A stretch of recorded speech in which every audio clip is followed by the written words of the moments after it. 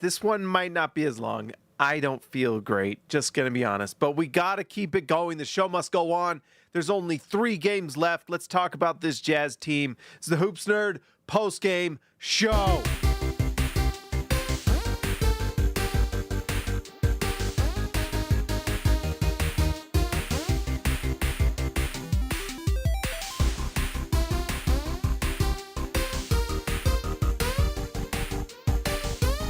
All right, guys, happy Easter. Like the video, subscribe to the channel. If you're on Twitch, give me a follow.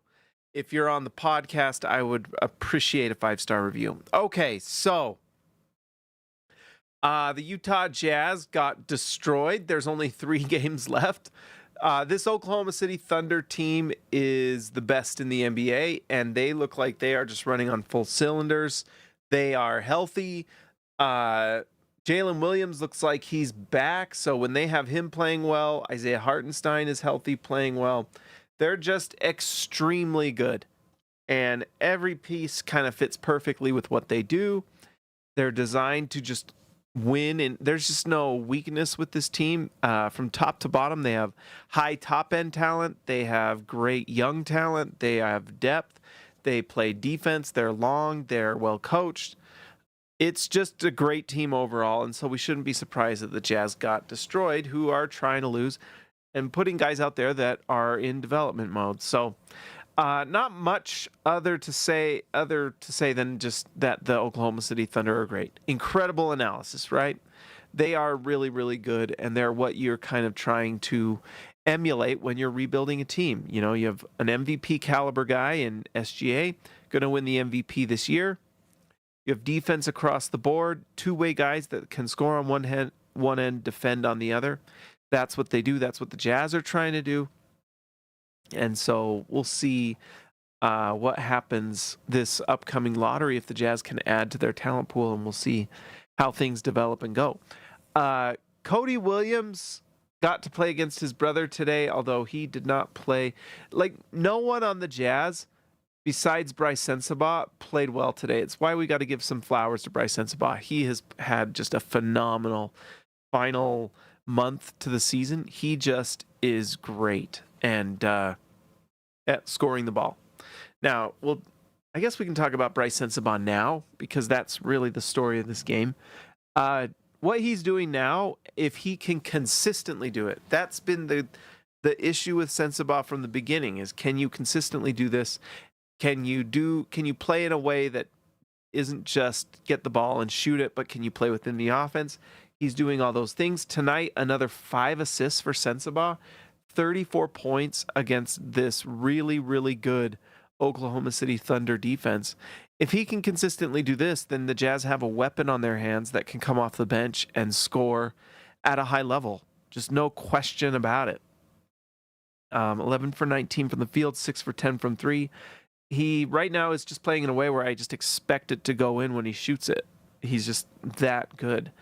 Him off the bench for 15, 20 minutes, if he's giving you this kind of production, is fantastic. And I love the fire that he brings. It's been a really nice turnaround for Sensabaugh, who the first half of the year, it was not great.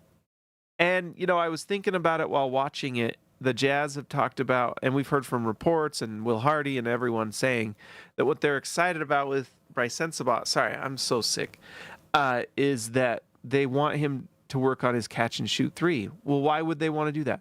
Well, because right now, Sensabaugh has a lot of freedom with this tanking team. He has a lot of freedom to do what he wants. The cool thing is that he's doing great things with that freedom. He's scoring and doing a lot. When he's going to be on the floor with Keontae George and Lauri Markkanen and Jaren Jackson and all the other kind of high-level players the Jazz have, more of his offense is going to be catch and shoot 3s. So to see him doing that and doing that well is very good sign that next year a lot of this is real and that we should be able to see him come and score and help the Jazz win a lot of games next year. Nice to see. We saw Svi Mykhailiuk come in, and he was good. He was fine. 5 for 14 from 3, 6 for 16 from the field. This is just a reminder that the Oklahoma City Thunder are great, and you aren't just going to dominate or, you know, there's been times where the Happy Easter to you too, Nuggy. There's been times where he's come in and been phenomenal. Tonight wasn't one of those nights. Still hits shots, which is nice, spreads the floor, but it's a good Thunder team, and so you kind of got to give a lot of credit to Sensabaugh, who not only had the ball in his hands but was playing off the ball. He just played great, and he played for 43 minutes. So impressive stuff. Not a lot of impressive stuff outside of that. I find Ace Bailey's consistency pretty nice. I mean, the numbers aren't elite yet, but they're not terrible. 42% from the field, 33% from three. You'll take that. 4 rebounds, 2 assists, 1 steal, 2 blocks. That one block he did scared Cason Wallace on that next block he was going to put up. And so nice to see. And this will be short, guys. I'm really sorry. Filipowski came back to earth, although he still managed to put up 20, 14, and 6. He just doesn't have an inside protect the rim presence. That was something we just really felt from this Thunder team, is they just dominated the inside. So Filipowski was, kind of brought back to earth. He still puts up phenomenal numbers, though. I mean, 20, 14, and 6 is great. It's just the efficiency was not particularly good. 40% from the field and 0 for 5 from 3. Shibwe, minus 39. Biggest plus minus. Worst was Ace. Oh, man. This one was pretty rough for Shibwe. I mean, this was the best team in the league, and Shibwe did not do a lot. And so, kind of too bad. I mean, tonight's a night where you at least want to see things. From Ace, we saw some nice stuff. Sensabaugh, we saw nice things. Cody Williams, we actually saw some nice stuff. I know the numbers aren't particularly great, but 5 assists, 3 steals, 4 rebounds, and 8 points, and he drove. And, he's the point guard basically tonight against the best defense in the NBA, the best team in the NBA. But for Shibwe to be so unimpactful is too bad. I just don't know. Probably a good sign that we might not be seeing Shibwe next year. Who knows? We'll see. I don't remember what his contract is, but I don't know. Let's see. Guys, that might be it tonight. I don't feel great, so this one's going to be kind of short and sweet. Utah got obliterated.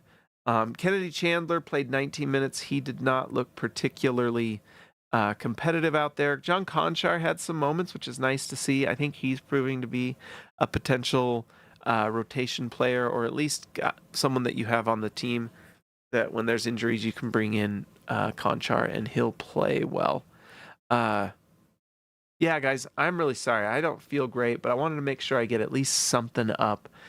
We have a game in 2 days. I have been working on the NBA show artwork and thumbnail basically, and just kind of the whole theme of that, which I'm going to start doing more and more because this off season I want to be doing Jazz content, but also NBA show content. So it'll be both. It'll be nice to do. Let's give a shout out to the All-Stars. I guess we'll do let's do a quick lottery simulator. Let's do it right. If we're going to do it, as Grandpa Hansen would say, if you're going to do a thing, do it right. Let's see. I think I got to pull up this right here.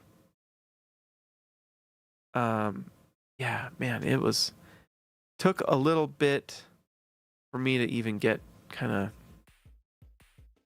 to the point where I could do this. All right, there we go. All right, so let's see. Let's go to here. Do dramatic.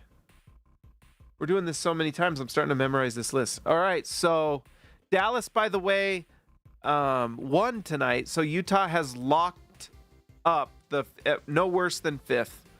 And if the Kings can just win one more time and Utah can lose out, then guess what? Utah will lock up that 4 spot. And guess what? Brooklyn won tonight. They beat Washington. That means that they have a shot to 12. OKC gets 12. Whose pick was that? I forgot. Is that the Clippers? Kings drop. Look at this. Jazz jumped. Jazz jumped. Whoa, 4. All right. Utah gets at least Cam Boozer or Caleb Wilson, unless things get crazy. That's amazing. Of course Dallas gets the number 1 pick. That sucks. But anyways, nice for the Jazz to win the number 3 pick. Let's give a shout out to the All-Stars tonight.